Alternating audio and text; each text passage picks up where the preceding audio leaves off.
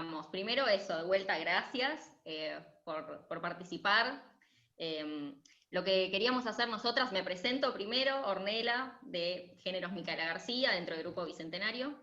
La idea de este ciclo de entrevistas es un poco, bueno, surgió en el medio de la pandemia, como para pasar un poco el aislamiento, acompañadas en la virtualidad, pero más que nada porque veníamos charlando esta cuestión de qué cosas esperamos de la nueva normalidad, qué cosas extrañamos de la vieja normalidad y qué cosas queremos desechar y a las que no queremos volver. Pero bueno, entendemos que desde nuestra agrupación, que es feminista y es peronista, somos oficialismo en este momento, entonces nos parecía importante trabajar algunas cuestiones desde lo propositivo, como entendiéndonos el Estado en este momento.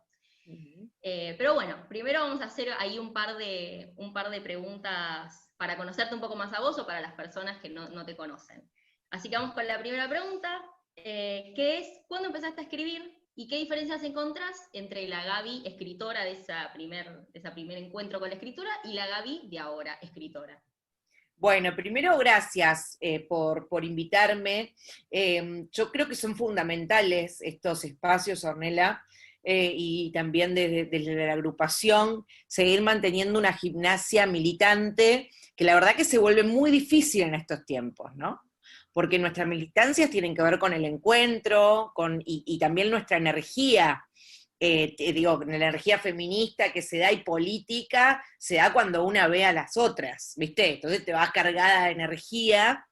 Entonces me parece que es importante en estos tiempos mantener esa energía, ya sea por Zoom, capitalizar las redes que tenemos a disposición, porque hubo como un momento que decíamos, uy, qué embole, la cámara. Yo también medio estaba embolada con el Zoom, pero después dije, bueno, son las herramientas que tenemos, y tenemos que hacer política desde acá, y tenemos que seguir militando desde acá, así que primero, bueno, muchas gracias por invitarme. En mí surgió primero la lectora. Yo siempre fui desde mi adolescencia una lectora muy compulsiva, ¿no? Leía, y la lectura me acompañaba muchísimo, era una presencia como cotidiana en mi vida. Nunca tuve otra pasión, digo. Nunca hice deporte, nunca fui muy fanática de nada. Para mí la literatura fue desde los 18 años, no solo un lugar como de conocimiento, sino también de recreación, de entretenimiento. Para mí un planazo de viernes a la noche era reunirme con mis amigos de la facultad a leer poesía, emborracharnos y leer poesía, y eran para mí planazos ir a escuchar poesía, lecturas, eran planes, lo fueron hasta antes de la pandemia. Es como que mi actividad recreativa estaba muy ligada a la literatura, siempre estuvo muy ligada. La joda estaba ligada a la literatura, como otros la música, ¿no? Para mí era ir un viernes a escuchar poemas. Y mucho tiempo me negué a la escritura, empecé escribiendo poemas que descartaba. Yo creo que la diferencia entre la Gabriela primera que escribió y la que escribe ahora es una confianza que fui ganando en ese primer rechazo a lo que escribía, ¿no? Y lo miraba con mucho desdén. Y después también creo que me entrenó muchísimo me entrenó muchísimo los medios, ¿no? La escritura que escribía, textos que escribía para leer en radio, textos que escribía para los diarios, cuando empecé a publicar en Página 12, o en otros medios, en revistas de poesía. Eso como que me fue entrenando. Tengo como un entrenamiento de escribir, y una va ganando un poco de confianza, ¿no? Nunca estás muy contenta del todo con lo que escribís, pero siempre, bueno, vas confiando, y también te va importando menos, ¿no? Claro, por ahí las miradas primeras, una está muy pendiente de lo que... Hay textos de lo que opinan, claro. Hay textos que sí surgen sin el ojo lector internalizado. Y hay otros que no, que realmente uno escribe para ser leída. Entonces es como muy... Y a una le va importando menos, y te va importando más lo que vos querés escribir que que para aquelle fantasmagórico para el que estás escribiendo. Creo que me importa menos ahora. Bien, claro, fuiste perdiendo como filtros que te ibas poniendo vos misma también en algún punto. Creo que en todas las escrituras pasa eso, ¿no? Yo doy taller de escritura de poesía y me parece que sí, que cuando cuando en la escritura te empiezan a importar menos cosas, ahí surge realmente una voz. Y siempre estamos atravesadas por lo que van a decir, por el ojo externo. Hay que pactar ahí, hay que hacer una negociación política entre lo que una quiere decir, el ojo externo, lo que una crea, y ahí aparece algo, sí, pero sí, siempre estamos atravesadas por eso. Tal cual. Bueno, publicaste ahora en pandemia, publicaste Vidrio, que lo tengo acá conmigo, lo terminé. El día que me lo trajeron, te voy a confesar que me dio un poco de impresión. Hubo partes en las que no, recién le contaba hace un rato a mis compañeras, hubo partes en las que lo tenía que cerrar, respirar y volver a abrir. Pero está muy bueno. Y te quería preguntar cómo era la experiencia de publicar ahora en cuarentena. ¿Qué es publicar un libro en cuarentena? Bueno, fue rarísima. Yo esa novela, o sea, que la escribí hace 4 años, y no pensaba publicarla, no pensaba publicarla. La escribí, fue producto de un taller literario que yo iba, y bueno, y apareció en el taller la novela, y capítulo a capítulo, viste que es muy rápida la novela, bueno, son Sí. 30 días, y iba semana a semana escribiéndola, y no pensaba escribirla, pero la había leído, no pensaba ya publicarla, pero la había leído en algunos ciclos que me invitaban, el primer capítulo sobre todo, y bueno, y Francisco Madariaga, que es el editor de Club Gem, compañerazo, me insistió muchísimo, y hace 2 años que me viene insistiendo. Eh, con publiquémosla, y yo me hacía la boluda, bueno, hasta que, nada, este año empezó marzo y me dijo, che, entremos a imprenta, ya está la tapa, ya está todo, y me dice, bueno, en medio de la pandemia, le digo, bueno, sí, este es el momento, porque creo que es un momento de, por ahí no voy a tener una presentación, pero bueno, pero creo que puede, no sé, podía acompañar, ¿no? Creo que por ahí había muchas lectoras en su casa esperando una compañía, y también, ¿no? Un poco dejar Netflix, un Sí, poco sí. ir a, y bueno, nada, y se fue dando, y me pareció no quise esperar a que pasara nada. Dije, bueno, esto es lo que está pasando ahora, y este es el momento de la novela, así que apareció ahora. Fue una experiencia rara, pero estoy muy contenta porque las devoluciones que me llegan son buenas. Sí, sí, bueno, particularmente a mí me encantó, así que Gracias, felicitaciones. Orne. Pero bueno, sí, fue efímero, digo, la lees así como que te atrapa y de repente ya no la tenés más. Decís, "Uy, bueno, pero nada, muy buena. Otra pregunta que te queríamos hacer es, en tu otro libro, en Lecturas Feministas, que entendemos que es de Ediciones Futurock, haces un recorrido por la historia de las mujeres o algunas otras identidades del colectivo LGBT y la escritura o su rol como escritores y escritoras. Y si pudieras encontrarte con alguna de ellas o alguna de ellas, ¿con quién te encontrarías y qué le preguntarías? Bueno, a mí me, a mí me gustaría encontrarme principalmente con Alfonsina Storni, ¿no? A mí me gustaría sentarme con Alfonsina Storni a contarle del peronismo. Me gustaría contarle a Alfonsina Storni quién fue Evita. Me gustaría, ¿no? Porque una piensa que Alfonsina Storni, con esa potencia que tenía, y también amiga de la oligarquía nacional, pero con una potencia tremenda, amiga de Salvadora Medina Onrubia, qué sé yo, que sí conoció a Evita, Salvadora Medina Onrubia. Me gustaría sentarme a hablar con Alfonsina, compartir una noche de poesía con Alfonsina, y sobre todo contarle que existió Eva Perón, bueno, y que aprobamos los derechos políticos de las mujeres un 23 de septiembre.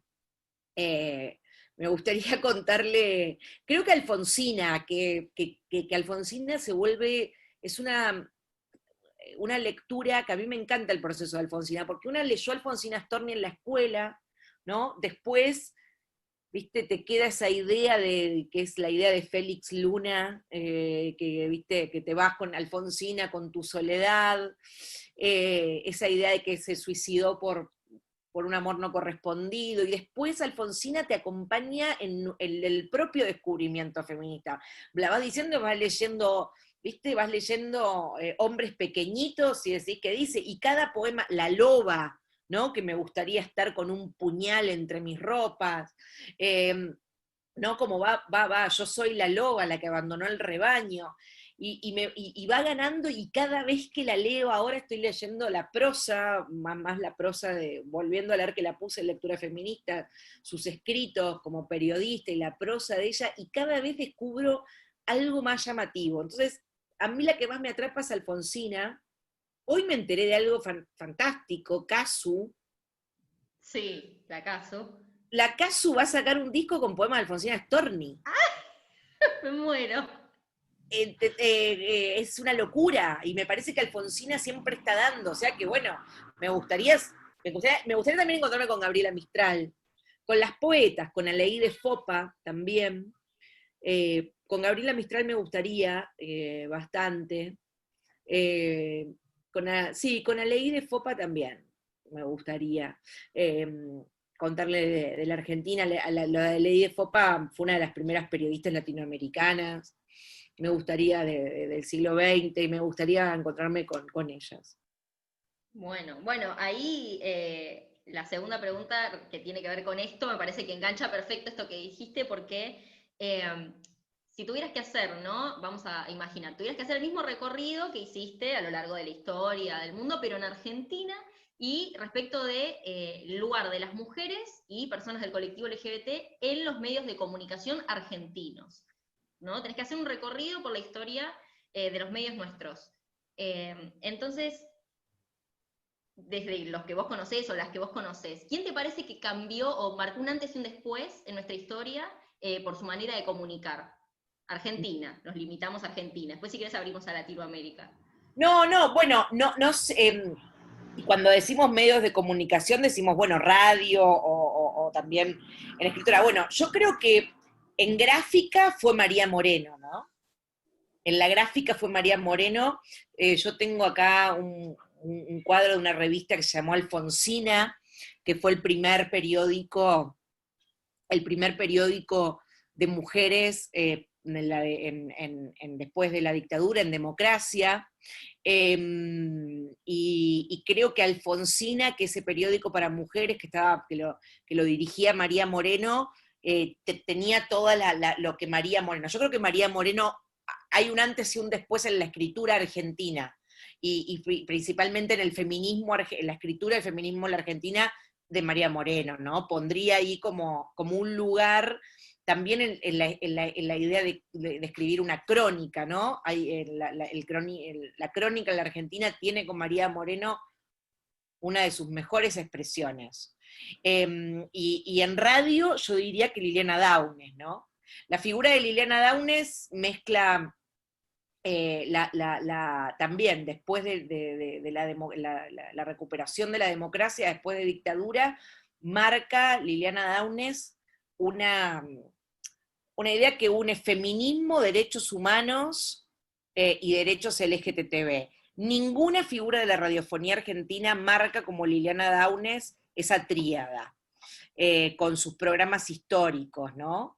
Y también tiene mucho que ver con la recuperación de la democracia. Creo que haría ese recorrido y también con la memoria. Creo que esos dos mojones, María Moreno y Liliana Downes, fueron realmente pioneras de la ola que estamos viviendo nosotras. Y fueron pioneras solitarias, ¿no? Y María Moreno ahora es reconocida, pero creo que a Liliana en los medios de comunicación le deben un gran reconocimiento. Y además, Liliana siempre fue una pionera en el arte, en lo artístico de la radio, en leer poemas, en mezclar la música y en tener una mirada, la mirada de Abshayala, ¿no? La mirada latinoamericana del feminismo.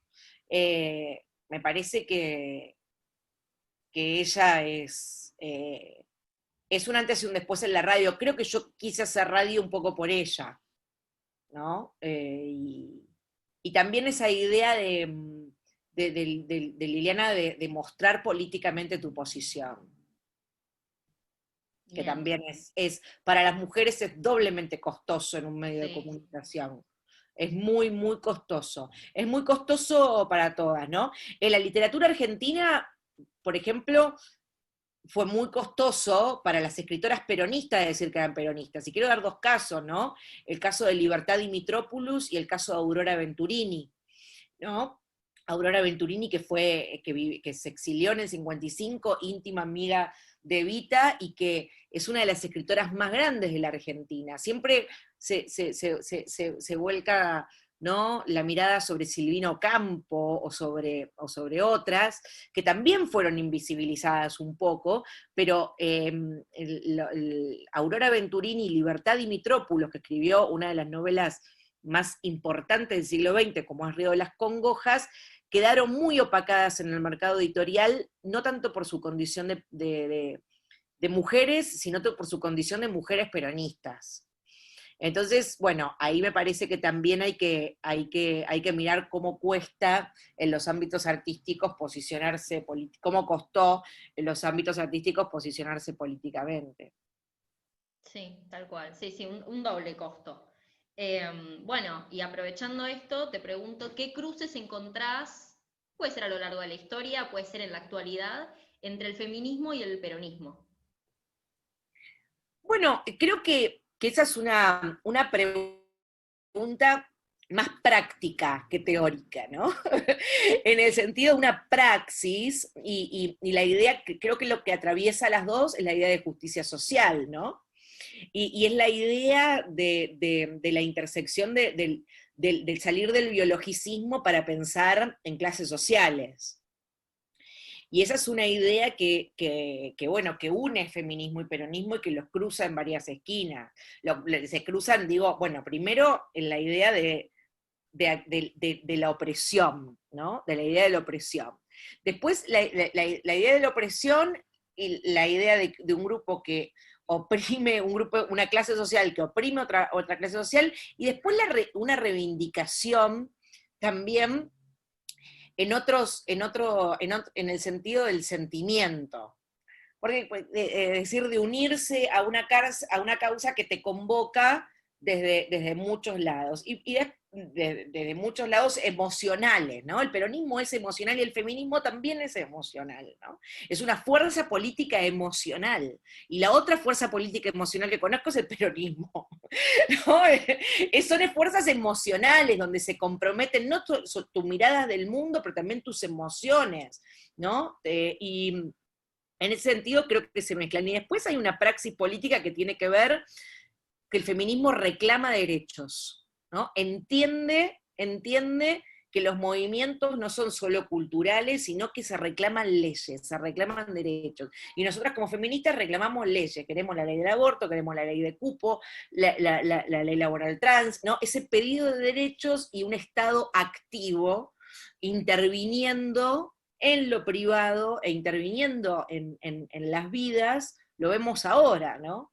Que el mundo está reclamando estados presentes. Bueno, el feminismo reclama un estado presente. La fuerza política que reclama un estado presente es el peronismo, ¿no?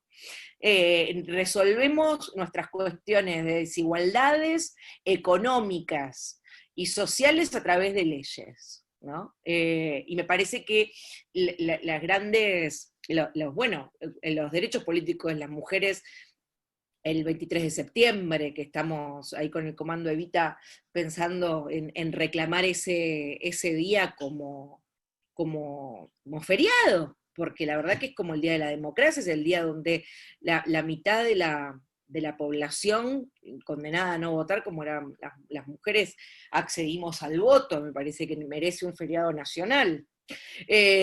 Así que estamos las invito a militar el 23 de septiembre como feriado por el aniversario de la aprobación de los derechos políticos de las mujeres. No era solo el voto, son los derechos políticos de las mujeres. Y nosotros tenemos que, dentro de los derechos políticos de las mujeres, pedir el aborto legal como nuestro derecho político y pedir todas las leyes que garanticen vivir en nuestras casas sin violencia intrafamiliar. También lo tenemos que pedir con leyes. Ella es mi gata Nilda Garrett. ¿Nilda se llama? No, me muero. Me muero. Que quiere participar porque tiene mucho para decir de feminismo. Pero está muy bien, seguro está reclamando cosas también, me parece muy está bien. Reclamando, Vení, Nilda. Ay, mi vida. Tiene que reclamar mucho Nilda. Bueno, me parece que ahí, me parece que tenemos que inscribirnos en una historia, ¿no? En una historia de desencuentros, de encuentros, pero tenemos que inscribirnos en una historia, y bueno, y anotar en esa historia algunas cuestiones, anotar, bueno, los derechos políticos, como insisto, anotar muy más cercanamente, ¿no? La ley, la jubilación para amas de casa, anotar esa tenerla muy presente, llevarla como bandera, ¿no? Leyes que se han dado, que entienden que los cuidados están, que ser ama de casa no era no trabajar, ¿no?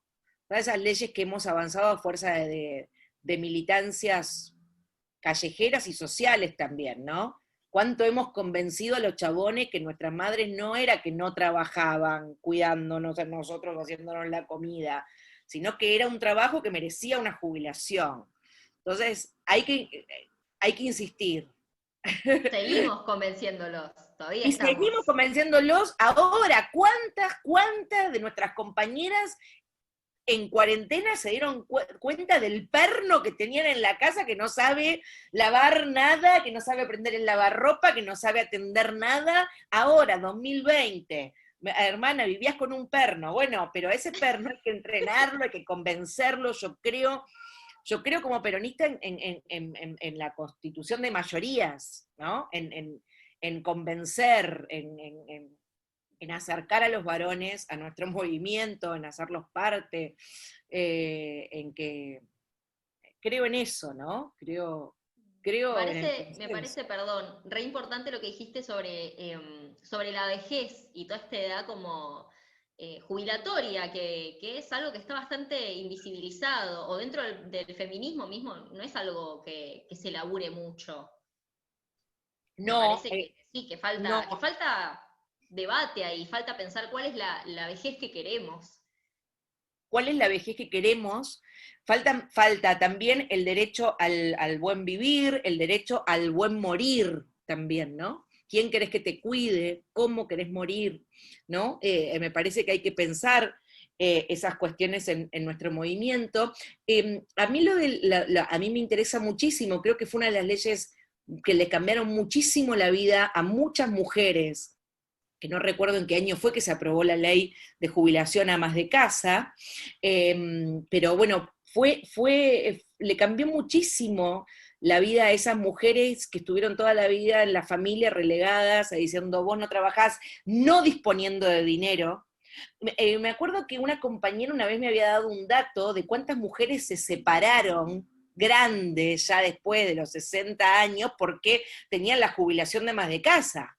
Entonces no tenían que ya depender del yugo del marido, entonces se pudieron separar por la jubilación de amas de casa, ¿no? ¿A cuántas mujeres les cambió la vida tener incluso lo mínimo para, ¿no? Para comprarlo? Porque tampoco es una gran jubilación, me gustaría que fuera muchísimo más, pero ¿cuántas mujeres en la vejez pudieron tener una independencia de comprarse lo que ellas querían sin rendir cuentas a nadie de en qué se gastaban la plata, ¿no? Pensás algo tan mínimo como poder comprarte la blusa que a vos se te canta sin que tu marido tenga que acompañarte a comprártela. Eso le ha cambiado la vida a muchas mujeres, ¿no? ¿Por qué? Porque son acciones muy contundentes, tener plata vos, ¿no? Me parece que pensar la vejez en esos términos, también en términos sociales. A mí no me gusta el vieja como no me gusta el gorda como insulto, no me gusta el vieja como insulto, no me gusta ¿no? la idea de perseguirnos porque estamos viejas.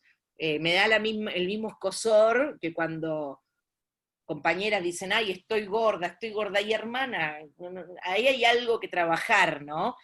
Todas somos cautivas de eso, yo misma lo soy cautiva, de las dos cosas, de sentirme gorda y vieja, porque soy gorda, porque gorda soy, pero bueno, no llegué a lo que llamamos vejez, pero me parece que sí, que hay que pensar algo ahí, y hay que pensarlo de cara a cómo la heteronorma cala en nuestros paradigmas. Pensamos los corporales, bien, ahora como decís vos, Ornella, pensemos los etarios, ¿no? Sí, sí, Como sí, la sí, tal vejez. cual. Tal cual. Bueno, es súper interesante eso. De hecho, una de las invitadas que vamos a tener en otra de las entrevistas va a ser Lux Moreno, que entiendo que la conocés, y bueno, ella da cátedra. Gorda vanidosa. Gorda vanidosa, da cátedra sobre Sí, corporalidades y activismo borde, así que nada, va a ser un sí, placer seguro ahí profundizar también sí, con ella. sin duda. Bueno, volviendo un poco al tema medios de comunicación y aprovechando esta consigna del oficialismo y de lo propositivo, te quería hacer una pregunta por medios comunitarios que suelen estar también bastante invisibilizados, no en algunos ambientes, pero sí como más en el sentido común de la gente, no se piensa mucho en medios comunitarios. Y para traer también de vuelta esto de los cruces o puntos de contacto entre feminismo y peronismo.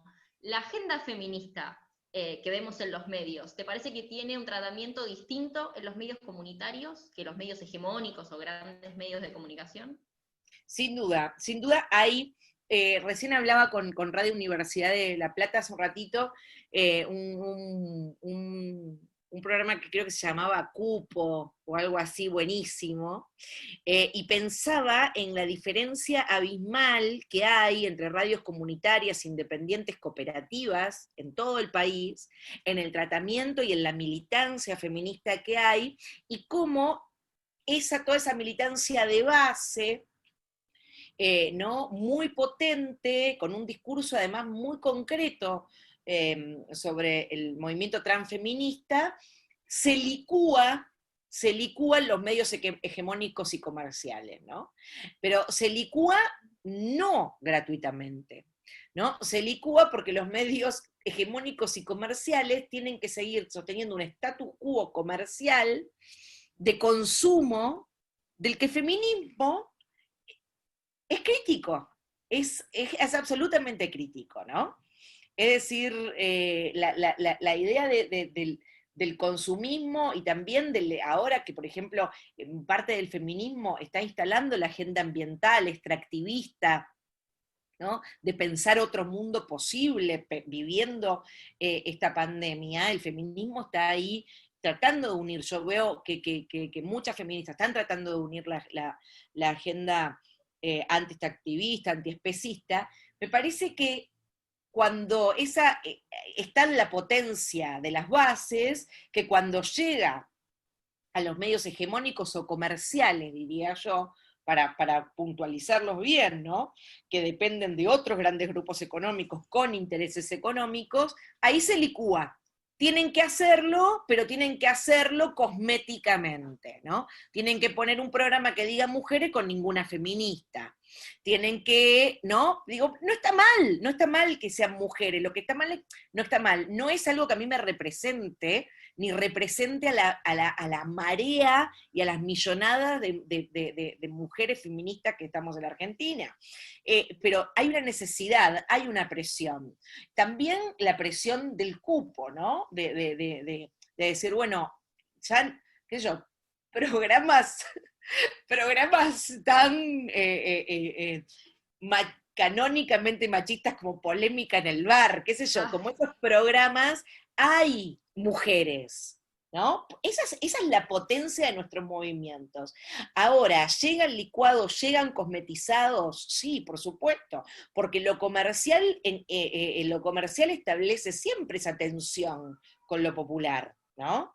Y con los movimientos. Entonces me parece que ahí hay una sintonía fina que tenemos que trabajar las militantes en relación a cómo poder capitalizar eso. Yo no creo que es inteligente no rechazarlo de cuajo, capitalizarlo, ganar espacios, porque está ahí, porque yo no vamos a ser tan inocentes de pelear contra un conglomerado de medios, aunque sí, pero me parece que hay algo de pensar, de pensar cómo llegan licuados y cosmetizados, cosméticos. Es un riesgo que corremos, ¿qué vamos a hacer? Bueno, hace poco estaba leyendo un libro que es el de la razón feminista, no voy a decir bien el apellido de Malena, pero Malena Nijenson. exactamente, Malena Nijenson. Y ella habla ahí de encontrar estos puntos de contacto entre, se podría decir incluso, no sé, distintas ramas del feminismo, porque el objetivo es otro. Entonces, tal vez si lo planteamos de esta manera, ¿no? Entre feminismo y peronismo, de vuelta, tomar estos puntos de contacto para seguir ganando batallas, para ir adquiriendo derechos. ¿Te parece que estos programas, como el de mujeres, ahora, el nuevo que salió en Canal 13, ¿no? Este programa suma al feminismo? ¿Te parece que de alguna forma es un paso más? Sí, la verdad que no aporta, sí, aporta con el sentido de que estamos moviendo ciertas estructuras. Ahora tal vez no sé si nos suma a nuestras causas, qué sé yo. Entrevistaron a la Nata ayer, no sé, es como, no sé si suma, yo cambiaría la pregunta por una respuesta. Mujeres es producto de nuestra lucha leída por la hegemonía mediática, ¿no? Claro. Es decir, esa lucha. A mí el libro de Malena me interesa muchísimo porque es una relectura en clave feminista de la razón populista y de cómo se arman, lo que hablaba antes, con grandes consensos sociales para la obtención de derechos. A mí ese libro me parece clave para poder pensar más políticamente nuestros acuerdos políticos justamente ahora, como empezamos esta conversación, cuando la fuerza política a la que perteneces está en el gobierno, ¿no? Entonces, dentro de esos grandes acuerdos, después hay que hacer minis acuerdos para seguir avanzando en la obtención de derechos. A mí ese libro me parece muy importante para pensar eso. Y sí, volviendo a la pregunta que sigo pensando mientras hablo, creo que no diría que suma, es producto de nuestra lucha, pero bueno, como también es producto de nuestra lucha que un aseo en una empresa gane igual que ganaba un CEO. Ahora, a mí qué me importa lo que gana un aseo si tengo un montón de compañeras que no pueden llegar que no pueden trabajar por la pandemia, un montón de compañeras obligadas a trabajar, enfermas, digo, ¿qué me importa lo que gane el aseo? Sí, es parte del feminismo y sí, es parte del feminismo. Ahora no es el feminismo popular al que aspiramos mayoritariamente. Sí, tal cual. Bueno, y ahora también de vuelta entendiendo que con el cambio de gestión cambiaron también las expectativas, para bien o para mal, para gente derecha, para gente más aficionada al kirchnerismo, hubo un cambio de expectativas y por supuesto que con la pandemia también hubo un cambio de organización y de horizonte en el gobierno actual de Alberto Fernández. Entonces, te pregunto, antes de la cuarentena, antes de entendernos en esta pandemia, ¿cuáles eran tus expectativas respecto de qué iba a pasar con los medios de comunicación en la Argentina con el gobierno de Alberto? ¿Expectativas o qué pensabas que podía pasar? Que no es lo mismo, porque no hay como un deseo atrás, sino como, bueno, ¿qué te parecía que iba a suceder? No, me parecía que iban no me parecía que iba a cambiar mucho en los medios de comunicación, porque los medios de comunicación responden a los mismos intereses políticos que hoy fueron los que militaron la anticuarentena, los que fogonean los discursos de odio, ¿no? Y sí me parece que desde nuestro podemos fomentar medios públicos, ¿no? Que tengan. Y también me parece dos cosas importantes que esperaba. Primero, primero, bueno, la reactivación de los medios públicos, que el macrismo realmente bajó a nada, a la nulidad total, y a ellos sí, a la propaganda oficialista nula, ¿no? Que se acusa, pero ellos hacían propaganda repitiendo los mismos personajes que trabajaban en los grandes medios, en los medios públicos, ¿no? Esa repetición nunca se le adjudican a ellos, pero ellos sí la repetían. Parece, primero mi confianza era en la reactivación de los medios públicos y después en un fomento activo de todos los medios independientes, cooperativos, a lo largo del país, ¿no? Mi sueño es que todas las radios online, y también independientes, medios de comunicación también, fanzine, o todos los proyectos online tuvieran desde el Estado una línea de créditos para mejorar sus espacios, una línea de manutención. Mi deseo hubiera sido inyectar energía económica y bien política a los medios independientes. Bien, bueno, y dentro de estos deseos vamos a jugar con una última pregunta, vamos a corrernos del marco más teórico, del mundo del derecho. Igual yo tampoco soy una gran teórica. Pero... No, yo tampoco. No importa, vamos a jugar a que podés sacar un DNU, el DNU que vos quieras. Si pudieras firmar un DNU hoy, ¿qué diría ese DNU? ¿Para qué lo usarías? Yo quiero el impuesto a los ricos ya mismo. Tendría un costo social tremendo, pero ya mismo firmaría un impuesto a la riqueza, ya mismo, ¿no? Un impuesto a la riqueza en la situación global. Esta pandemia va a dejar 45 millones de pobres en Latinoamérica, va a haber un país más de pobres, y la gente rica sigue siendo muchísimo más rica que era antes. Me parece que es una discusión que hay que hablar, no, hay que hablar más de la riqueza, hay que hablar todo el tiempo de la riqueza, dejar de hablar de los pobres, sí, pero no hablar de la pobreza, sino hablar de la riqueza, hablar de los ricos todo el tiempo, de qué plata tienen, cómo hicieron esa plata, y qué van a hacer con esa plata, ¿no? Entonces, se va a empezar a discutir estos días el impuesto extraordinario a 12.000 personas que tienen un patrimonio de más de 200 millones de pesos. Un impuesto por una sola vez, que encima no es el mismo para todos, ¿no? Está bien, va a ir al Congreso. Yo si en mi deseo, que no soy nadie, lo sacaría por DNU, ¿no? Un impuesto en estos momentos, y bueno, y esa plata destinada a todos los trabajadores precarizados del país que no pueden, que no pudieron trabajar en pandemia. Así que me parece, ese sería mi DNU. Si le tuvieras que poner un título, Gaby Borrelli firma DNU, 2 puntos, abro comillas, título del DNU. Que los ricos paguen por una vez. Perfecto, me encanta. Que los ricos paguen por una vez. Me encantó. Bueno, nada, gracias Gaby por haber aceptado la invitación y por charlar un rato con nosotras. Súper lindo este rato. Así que bueno, Rela, gracias a vos, un saludo y un abrazo a todas las compas del grupo. La verdad que, como dije antes, a veces cuesta, a veces da paja, mirarnos así, estar con el Zoom, pero tenemos que estos espacios llenarlos de contenido, de política y de afecto. Así que bueno, las abrazo y gracias por invitarme y cuenten conmigo siempre.